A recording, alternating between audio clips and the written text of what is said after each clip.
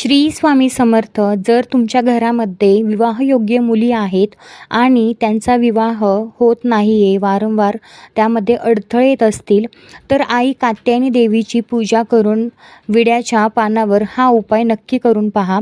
काय करायचं, नवरात्रीच्या 6व्या दिवशी 11 पाने घेऊन त्यावर हळद लावावी आणि कात्यायनी देवीला एक एक करून ते पान अर्पण करावे. पान अर्पण करताना दुर्गेच्या बीज मंत्राचा जप करावा. तो याप्रमाणे ओम ह्रीं क्लीं चामुंडाय विच्चे.